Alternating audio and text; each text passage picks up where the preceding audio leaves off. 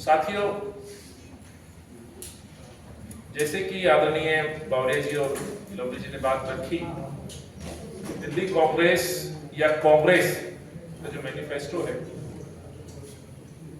स्वाभाविक है चुनाव आते हैं तो उससे पहले हमें अपनी कुछ बात जनता के बीच में रखनी पड़ती है। लेकिन सच्चाई यही है कि हम निरंतर जनता की समस्याओं पर काम करते हैं, उनके विषय को उठाते हैं। चुनाव 5 साल में आता है, लोकल बॉडी का चुनाव हो या असेंबली का हो या जनरल इलेक्शन का हो, तो स्वाभाविक है जब हम अपना मैनिफेस्टो या घोषणा पत्र तैयार करते हैं तो उसे बहुत ही पवित्र ग्रंथ की तरह सामने रख करके हम लोगों के बीच में जाते हैं। उसी कड़ी में इंडिया अलायंस अपने वादे, अपनी घोषणाएं देश की जनता के सामने रखेंगे, लेकिन कांग्रेस पार्टी की तरफ से हर प्रदेश में एक कमेटी बनाई गई है जिसका गठन किया गया और उसी के तहत दिल्ली के अंदर भी ये जिम्मेवारी मुझे आदरणीय हमारे राष्ट्रीय अध्यक्ष मल्लिकार्जुन खड़गे साहब, आदरणीय राहुल जी, के सी वेणुगोपाल साहब और दोनों नेता मेरे जो मंच पर बैठे हैं, उन्हें इस विश्वास के साथ कि दिल्ली की जो दिक्कतें हैं, परेशानियां हैं और दिल्ली की परेशानियों में जो केंद्र का रोल है, जो भाजपा या मोदी जी या उनकी सरकार के द्वारा जो दिल्ली वासी भुगत रहे हैं, उन परेशानियों को हम अपने मैनिफेस्टो में सम्मिलित करें और जनता को विश्वास दिलाएं कि इंडिया अलायंस जीतने के बाद दिल्ली के जो अधिकार हैं, जो परेशानियां हैं, उनको हम दूर करने का काम करेंगे।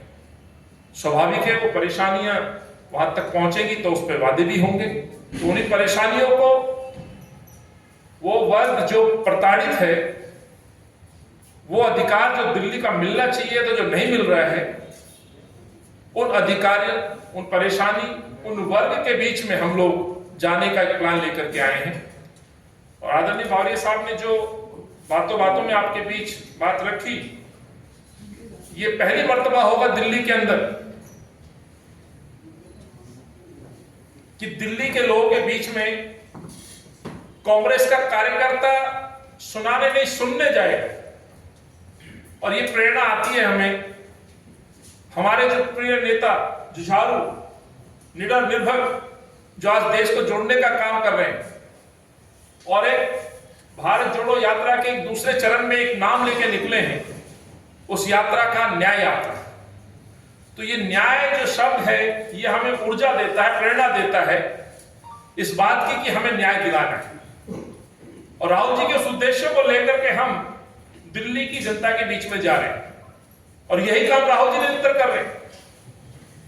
चाहे वो कन्याकुमारी से कश्मीर का सफर रहा हो या आप नॉर्थ ईस्ट से लेकर के मुंबई तक का सफर हो, उद्देश्य एक ही है।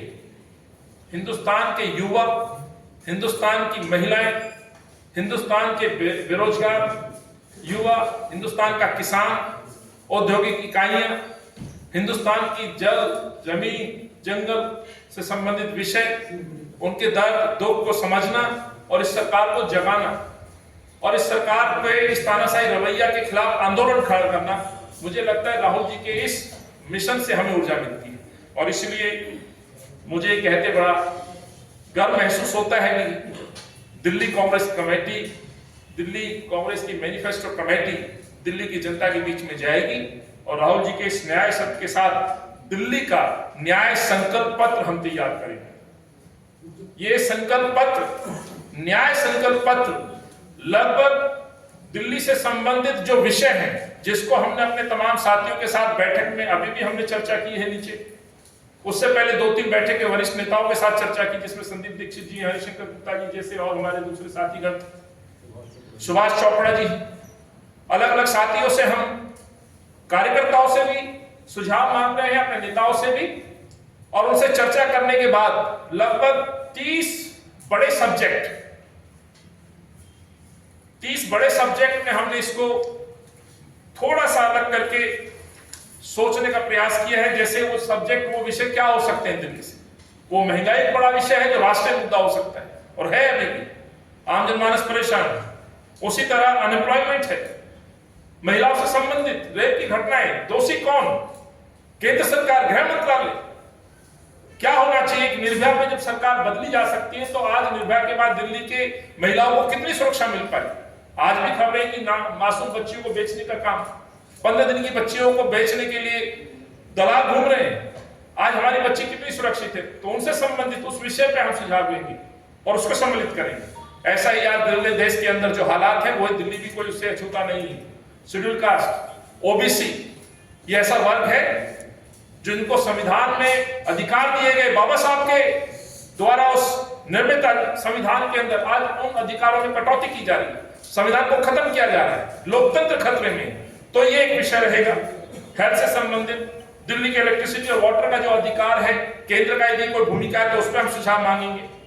जे क्लस्टर झुग्गी कैंप्स, जहां झुग्गी वही मकान का नारा देने वाली सरकार आज, माफ करिएगा, कांग्रेस के यूपीए 1 और 2 के अंतर्गत जो NC 1 और 2 प्रोजेक्ट आए थे, जिनको मैंने अध्यक्ष रहते हुए भी देखा और आज भी मैं दावे के साथ कह रहा हूं, एक बड़ा उदाहरण है उन कांग्रेस की फ्री योजनाओं को जिस तरह से रेंट में कन्वर्ट करने का काम मोदी सरकार कर रही है। वो अधिकार और न्याय गरीबों को वापस फिर से हम दिला पाए, उनसे हम वार्तालाप करेंगे, उनके बीच में हम जाएंगे।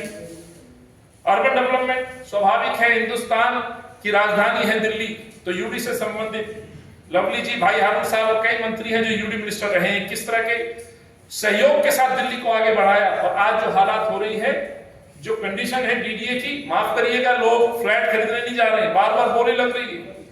जमीन से संबंधित, गांव से संबंधित विषय, ये तमाम विषय इसमें आएंगे। एक्स सर्विसमैन हो, अग्निवीर हो, युवा क्या सोच रहा है, क्या उसको वाकई फायदा हुआ, नुकसान हुआ, इन अग्निवीरों के बीच में भी हम जाएंगे। ट्रेडर्स, इंडस्ट्रीज, दम घुट रहा है, दम निकल रहा है उनके बीच में। माइनॉरिटीज, एक सबसे बड़ी बात, अर्बन लेवल, अर्बन यूथ बेरोजगार, उनके लिए क्या पॉलिसी है, वो क्या चाहता है, वो सरकार को क्या सुनाना चाहता है। मन की बात तो प्रधानमंत्री जी सुना देते हैं, इनकी जन की बात कौन सुनेगा, वो सुनने का काम कांग्रेस का कार्यकर्ता करेगा। इसी तरह RW भागीदारी पे हम चर्चा करेंगे, उसको खत्म किया गया, उसको वापस पुनर्जीवित किया जाए। इन्वायरमेंट पॉल्यूशन बड़ा एक विषय है, केंद्र की क्या भूमिका है, क्यों नहीं निभाई जा रही है, उसके बारे में बात करेंगे। किसान दहलीज पे बैठा है, बेशक दिल्ली के अंदर इतनी तादाद में किसान ना हो, लेकिन दिल्ली का इतिहास है, ये किसानों की जमीन थी, आज भी किसानी है। बाहर दिल्ली और कई जगह पे लगभग 50,000 हेक्टेयर के आसपास आज भी खेती होती है, यमुना बेल्ट में खेती होती है। यमुना का विषय है, याद होगा एक बड़ा डिपार्टमेंट बनाया गया था नदियों को साफ करने का, वो प्रोजेक्ट क्या हुआ, दिल्ली का हिस्सेदारी जो थी, साफ पानी का जो कमिटमेंट था, उसका क्या हुआ। उस पे हम उन लोगों से जो यमुना बचाओ कार्यक्रम कर रहे हैं या पानी के लिए संघर्ष कर रहे हैं, स्वच्छ पानी का अधिकार मांग रहे हैं, उन लोगों से हम बातचीत करेंगे।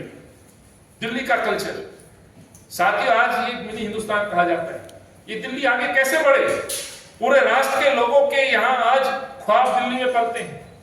उसमें बहुत काम शीला जी के समय में हुआ, कई संस्थाएं बनी, बहुत सारा प्रोत्साहन मिला, लेकिन केंद्र के द्वारा क्या और कदम उठाए जाने चाहिए, हम उन कम्युनिटी से भी हम बात करेंगे। हम बात करेंगे स्पोर्ट्स से रिलेटेड विषय पर, सिटीजन चार्टर पे हम बात करेंगे, सिविल सोसाइटी से, साउथ इंडियन एक बड़ी कम्युनिटी है, वो क्या चाहते हैं दिल्ली में, अपना क्या भूमिका, क्या हिस्सेदारी चाहते हैं, ओबीसी क्या हिस्सेदारी चाहता है, वो क्या उम्मीद रखता है। बड़ा विषय है जनगणना, ओबीसी जितनी तादाद उतने हिस्से की बात हो रही है, राहुल जी बार बार बोल रहे हैं, न्याय की बात कर रहे हैं, तो वो उन लोगों के बीच में हम जाने का काम करेंगे। और एक सबसे बड़ा जो प्रोफेशनल्स है, जो प्रताड़ित है, जो कोई सुन नहीं रहा है, वो क्या केंद्र सरकार से उम्मीद रखता है। जीएसटी जैसे विषय बड़ी जटिलताएं हैं, उनको कैसे सरल किया जाए, वो इंडिया गठबंधन से क्या उम्मीद रखते हैं, क्या कमिटमेंट चाहते हैं, क्या समाधान के साथ वो सुझाव देंगे, इन पे हम बातचीत करेंगे। साथियों, लगभग ये 30 बड़े सब्जेक्ट हैं, लेकिन सब्जेक्ट के अंदर में भी लगभग 20 सब्जेक्ट हैं, टोटल मिला के लगभग 50 सब्जेक्ट पर हम बात करेंगे। जैसे मैंने ट्रांसपोर्ट की बात, एक ऑटो चालक रिक्शा के क्या अधिकार है, एक टैक्सी ड्राइवर क्या उम्मीद रखता है, एक जो टैक्सी जो स्कूलों में चलती है, ई रिक्शा है, नेशनल पॉलिसी है, पर्यावरण को लेकर के क्या बदलाव है, क्या उनको भरोसे में लिया जा रहा है। आज रातों रात प्रमाण आ जाता है कि जी सीएनजी बंद या सीएनजी के रेट बढ़ गए, उसका क्या प्रभाव उस कम्युनिटी पे या उस सीएनजी यूज करने वाले उस चालक पे प्रभाव पड़ता है, उसके घर की क्या उस रसोई पे प्रभाव पड़ता है। मैं समझता हूं ऐसे सब सब्जेक्ट को भी हम इसमें सम्मिलित करके लगभग 50 सब्जेक्ट और सब सब्जेक्ट पर हम बातचीत करने वाले हैं। मजदूरों की हमने बात की, कई तरह का मजदूर है। एक दिहाड़ी मजदूर है जो सुबह चौक पे मिलता है लेबर, जो माल भाड़ा लेता है, एक जो इंडस्ट्री में काम करता है। तो सबके अलग अलग विषय। महिला पे बड़ा विषय, एक स्कूल जाती है और कॉलेज जाती हुई छात्रा की सुरक्षा का विषय है, एक मुंह धोई बच्ची के भविष्य के शिक्षा का अधिकार की बात है। तो इस तरह के विषयों पर हम बातचीत करेंगे और मुझे खुशी है, बल्कि मुझे गर्व है इस बात के लिए कि मुझे जिम्मेवारी दी गई है। मुझे पूर्ण रूप से भरोसा है कि मेरे वरिष्ठ नेताओं का साथ इस कमेटी को रहेगा। आज हमने बैठक की और ये बैठक में निर्णय लिया गया जो मैंने आपसे चर्चा की। लेकिन साथियों, फिर से मैं इस बात को दोहराता हूं, यदि ये हम काम करने की हमें कहीं जिज्ञासा पैदा होती है, हमें कहीं से ऊर्जा प्रेरणा मिलती है, तो राहुल जी के वो जो 5 स्तंभ हैं साथियों, जो मैंने आपसे बातें डिस्कस की हैं, जो सामने अपना विजन रखा है, इन 5 स्तंभों के बीच सारी बातें समाहित होती हैं। वो क्या? युवा न्याय, भागीदारी न्याय, नारी न्याय, किसान न्याय और श्रमिक न्याय। ये सारे के सारे इन 5 जो राहुल जी के न्याय की जो बात के 5 स्तंभ है, ये तमाम बातें उसमें समाहित होती हैं। तो मैं आप सभी को यहां उपस्थित होने के लिए, हमारी बात को सुनने के लिए आपका धन्यवाद देता हूं।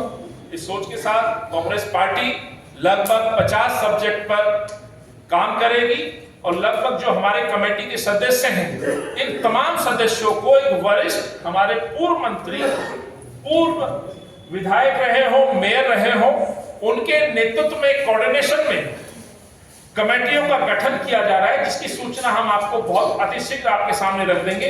वो कमेटियां दिल्ली के हर कोने में जा करके इन सब्जेक्ट से संबंधित बातचीत करके केंद्र को ध्यान में रख करके, मैं फिर बोल रहा हूं, इंडिया गठबंधन का जो मैनिफेस्टो होगा उसमें कांग्रेस क्या वादे रखे दिल्ली के अधिकार से संबंधित, वो सुझाव देने का काम हम दिल्ली के द्वारा अपने केंद्रीय कार्यालय को करेंगे। यही मैं बात कहना चाहता था। आपने मेरी बात को सुना। मेरे केंद्र नेतृत्व, प्रदेश नेतृत्व यहाँ उपस्थित है। इस विश्वास के लिए एकजुटता के साथ हम दिल्ली के अंदर न केवल तीनों कांग्रेस तीनों सीटें जीत के दिखाएगी, बल्कि दिल्ली की सातों सीटों पर इंडिया गठबंधन जीत करके इस तानाशाही शासन को उखाड़ फेंकने का काम करेगा। ये मैं कहना चाहता हूं। धन्यवाद।